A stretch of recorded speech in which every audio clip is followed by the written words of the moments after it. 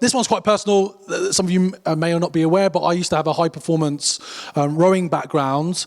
I never represented my country, and I kind of put all my effort and energy into building sales confidence to have my own brand that I could wear. But one thing I never, ever considered was rowing across the Atlantic. So this next speaker has clearly achieved a monumentous achievement, and really looking forward to hearing her journey and story. So Lara is currently the Director of UK and European Sales at Conceal. She's going to be talking about navigating the tech sea, empowering women beyond degrees, and drawing resilience from her ocean rowing story. She's got a successful background at companies like Deep Instinct, VMware, and Cisco. She's an accomplished cyber sales professional, and she's passionate about safeguarding customers, evolving cyber threats, and utilizing top-tier solutions. Earlier this year, she achieved the remarkable feat of independently, so by herself, rowing across the Atlantic Ocean. And this put her among only 23 women that have ever achieved that goal. And she's been passionate about the sea and was a yacht skipper from the young age of 21. So can we have a massive round of applause, please, for Lara? Good luck. Thank you very much.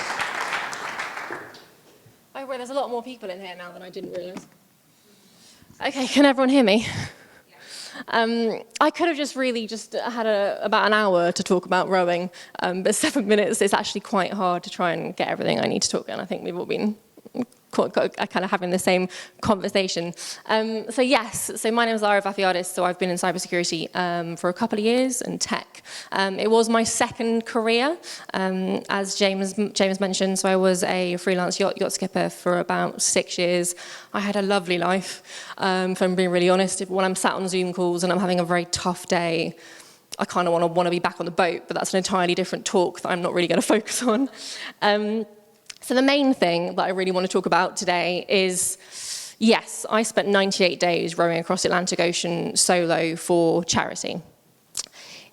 It was a combination of rowing 17 hours of the day, every single day. I think when everyone seems to go to the gym, how long do you spend on a rowing machine? 10 minutes? 20 minutes? Anyone who spends any longer than 20 minutes is insane.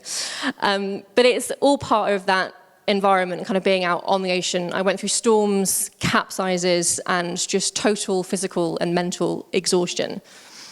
But it showed me one thing, and that was the power of never giving up. And it's also focusing on, I grew up in a very kind of lovely family. My father specifically was incredibly supportive of me. And he always had the mentality that don't look left, don't look right, just focus on what you want to do. And actually, in those 98 days, I had everything go wrong. I had electrical failures, I had capsizes, I was stuck in my cabin for 5 days because I was in a storm that I genuinely could not row through. And it's all of these things and having that not giving up attitude, which has kind of got me to where I am today. I also realized if I ran out of my favorite snack, absolutely fine. I can just continue. It's salt and vinegar hula hoops, if anyone who really wants to know. They are amazing. So imagine for a moment that you're out in the middle of the open ocean. You're surrounded by water, so you can't see land at all. The waves are relentless. The wind is just, I can only describe it as trying to thwart you at every single moment, because invariably it will push you backwards, it will push you sideways, it will push you west, south, north. It will never do what you want it to do. This is the world of ocean rowing, an endeavor that requires ultimate resilience, and I think resilience has been a word that we've spoken about already this evening. In many ways, the challenges that are faced by ocean rowers, and it might be a strange comparison to make, are very similar to the challenges faced by women trying to work in tech. In tech, we often see a massive lack of gender diversity. And if I count the amount of women in this room, you're kind of proving my point, James, unfortunately. And I am the only female speaker as well. But it's what happens, unfortunately. These challenges range from stereotypes, biases, to unequal opportunities. And yes, even the absence of formal degrees. I don't have a degree. I just left school. I didn't want to go to university. There was nothing that I thought was going to get me anywhere. But it hasn't stopped me. I'm not saying that ocean rowing is a hotbed of equality, by the way. Like James said, there's very few women that have ever done what I've done. And the numbers for men is about 10 times more. However, it's really essential to recognize that just like in ocean rowing, adversity builds resilience. Ocean rowers understand that they will face storms, a lot of storms, rough seas, and long and grueling hours of rowing. But they persevere because they have that belief that they can overcome and can achieve anything. Similarly, women in tech have proven time and again that they can overcome barriers and thrive in an industry that has historically been dominated by men. I do attend meeting upon meeting where I'm the only woman in that room, and this is 95% of my meetings. The lack of diversity in our leadership teams is actually holding us back, genuinely. Just 28% of leadership roles within the largest tech companies are held by women. This number isn't rising, it's actually going down. I think it hit a high of 33. So it's such a small number of women that are in these roles within our tech companies. One of the most misconceptions, and one of the ones that I come up against when I'm actually hiring, is that overemphasis on degrees. Like I've mentioned, I don't have one, but I now sit in a director of sales role in an up-and-coming cybersecurity company. While education is undoubtedly incredibly important, it's not the only measure of a person's capability. We can all do this without a degree. If you think about ocean rowers, they don't need a degree in meteorology to read any kind of weather patterns. They don't need a master's in marine biology to read the currents. Instead, they learn through experience, trial and error. Just as many women in tech have learned through experience. We're all learning through trial and error. What's more, these unconventional ways and journeys, and obviously singers to tech is a really good example. Women who've had to break through barriers and blaze their own trails in tech obviously have a profound ability to adapt, innovate, and thrive in a dynamic, rapidly changing environment. So how do I kind of meld all this ocean rowing and women in tech together? I think we have to really focus and recognize the incredible value that women bring to our industry. We must see that there's beyond degrees and appreciate the skills that we all have. To foster meaningful change and embrace that diversity in tech, companies should take concrete actions that go beyond lip service. We can't just all talk about it, we actually have to do it, guys.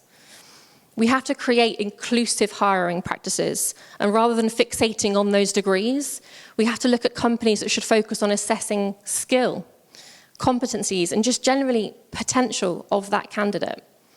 By doing so, we can unlock a wealth of untapped talent, including many highly capable women that are probably not fitting into that conventional mold. But it kind of doesn't stop there. I think we need to truly empower women in tech.